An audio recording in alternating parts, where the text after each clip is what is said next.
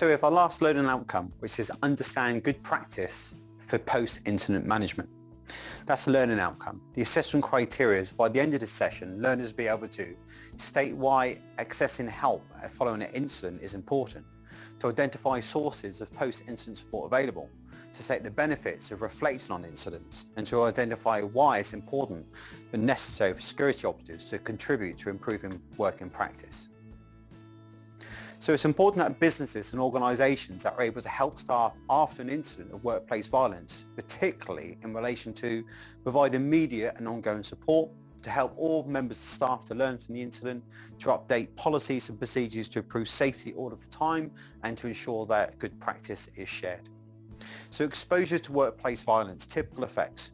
So short and long-term symptoms following exposure to workplace violence could include sickness, insomnia, behavioural changes, becoming withdrawn, being anxious, intolerant, hypersensitive, fear, depression, loss of confidence, stress, and PTSD, post-traumatic stress disorder.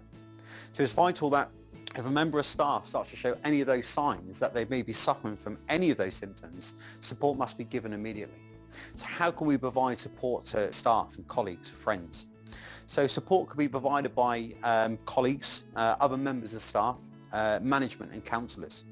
Professional medical help may be required for serious problems.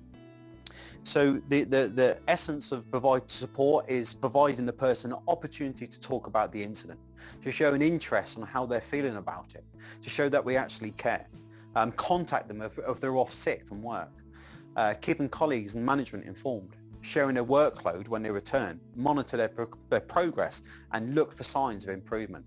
In more serious cases, professional help can be sought, so including things like the Victim Support Scheme or confidential counselling services such as the Samaritans. It could be for your own private doctor. So reflecting and learning from conflict. So dealing with people, particularly in the private security industry, is a large ongoing learning curve. So we're never going to get it right all of the time and we're always learning. So there's always room for improvement in everything we do. So therefore, after an incident, we should always follow 6 basic steps. So step 1 is to reflect on what happened. So consider what happened, why did it happen, what went wrong, and what could have we done better in that situation. Step 2 is to recognise trends of any poor practice. So consider, does this problem occur regularly? Has it happened before? At any particular place or time, can we reduce or stop these types of incidents happening moving forward, or how can we? And is there something that we're doing wrong? Okay, then share good practice. So, you've done an incident, or you dealt with an incident, you dealt with it well. What did you do well? Does everyone know how you did it? Is there any extra training required for other people in relation to dealing with a similar situation? And does it need to be in the policy? Okay, so it's important that you learn from what happened. So, part of the debriefing or the post-conflict situation is really thinking, what can we do? What can we do to stop this happening again, to prevent it? What can we do differently next time? Okay, and once you've done that, step 5 would be to update policies, practice and procedures. So consider, are your policies up to date? And can anything be added or improved in order to prevent other people sharing the same types of situation? Then step 6, or the final step, is to monitor their progress. And so I think it's how can we record future incidents better? How can we monitor the effectiveness of any changes that we made? And how and when should we reevaluate our future performance? Because it should be on a continual basis, but on a nightly basis or weekly basis, if you get incidents, that's not really the time to do it. But maybe on a monthly basis, you look at it and you change policies to prevent reoccurrence from happening, unless it's something massive, in which case it should be implemented straight away. So benefits of debriefing, or the key points is areas of improvement can be identified, you can prevent reoccurrence, organisations can use data for licence hearings in relation to what they're doing to support the licence objectives, to help recognise trends, to recognise poor and or good practice, to improve procedures for incident management, and identifying common responses to situations. So we should be able to provide an agreed common positive response to each incident, automatically improving our own safety, as well as the customers, colleagues and other members of staff and public, hence the importance of debriefing. So all members of the security team should take part in a debrief so they can obviously be heard for what they got to say, and also their opinion in relation to how they could stop reoccurrences or deal with conflict situations more effectively. So it's very important that security officers contribute to improving good working practices in everyone's best interest.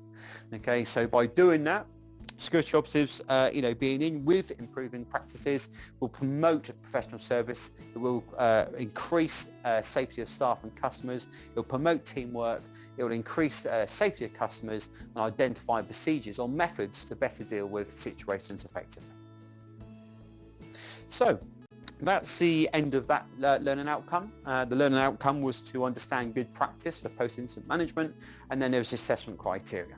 Okay, so the first one was state why assessment support following an incident is important, and of course because it could happen very, very quickly. Staff could be off sick long term, and of course they're our colleagues, so we want to ensure that they're well, because of course it could happen to us too.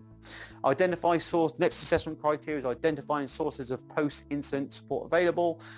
So that could be from colleagues, from managers, from supervisors, or even from the NHS, from the doctor, or support lines like Samaritans, etc.